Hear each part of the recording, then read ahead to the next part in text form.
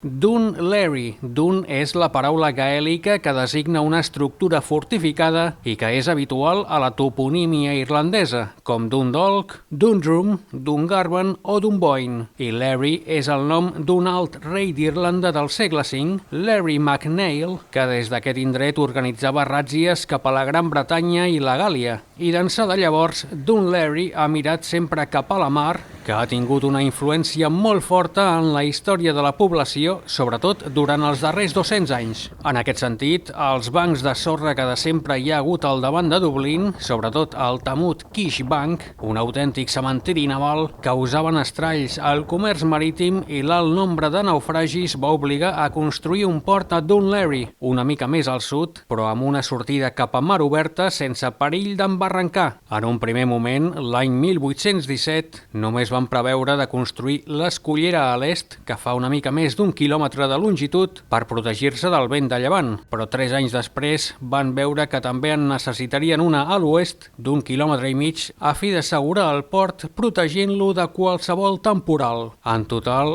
les obres van durar 42 anys i és que, a banda de la llargada, les esculleres, fetes amb granit de la pedrera de Dalkey, tenen gairebé 100 metres d'amplada a la base i 16 a la part més alta, unes dimensions que l'han fet un lloc ideal per a l'esbarjo, sobretot passejar, jugar al canó de la guerra de Crimea, relaxar-se tot observant un petit valent navegant xinoxano o mirant l'Skyline, dominat pels campanars de 3 esglésies i en grau més baix per la moderna biblioteca i centre cultural Lexicon. D'altra banda, a final de cada escullera hi ha un far a fi d'assenyalar els extrems de la bocana, d'uns 260 metres d'amplada, cosa que permet l'entrada de tota mena de vaixells, malgrat que durant els darrers anys totes les companyies de ferris han traslladat les operacions a Dublín i ara l'activitat a Dún Laoghaire es limita a iots, barques petites i vaixells de pesca. A l'extrem de l'escullera est, abans també hi havia una guarnició militar que protegia l'entrada del port, atès que Dún Laoghaire era considerat un punt estratègic. Amb tot, els temps han canviat i avui és un museu a l'aire lliure amb rètols informatius sobre la funció que feia cada cosa. També hi ha una guingueta del Teddy's que sembla que tingui el monopoli de venda de gelats a Dún Laoghaire, on és una autèntica institució, fins al punt que n'hi ha que s'hi fan selfies i tot. Pel que fa a l'urbanisme, el 1834, l'arribada del ferrocarril, que va ser el primer construït a l'illa, va impulsar el desenvolupament de Dún Laoghaire com a lloc d'esbarjo amb el People's Park, on hi ha fonts i un quiosc de venda de refrigeris i sandvitjos o els banys, recentment restaurats després d'anys d'haver romàs en estat ruïnós, però que, per ara, no tenen aigua, llevat de quan és plena mar i hi ha una mica d'onades.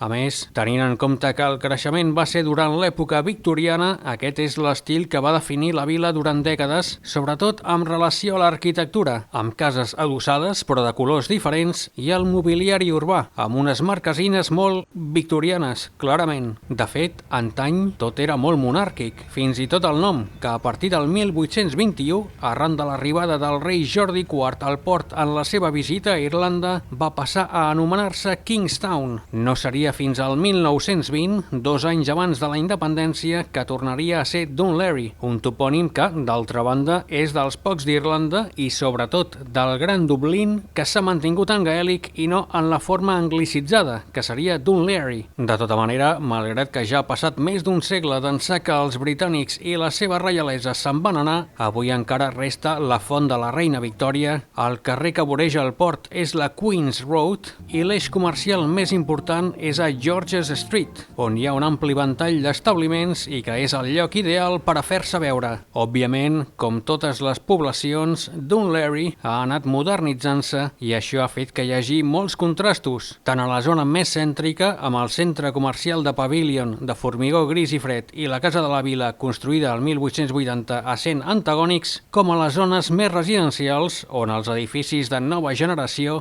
fan un cara a cara amb les cases victorianes. Això sí, el que no ha canviat és la influència marítima omnipresent, perquè des de qualsevol carrer perpendicular a la costa hom pot veure la mar.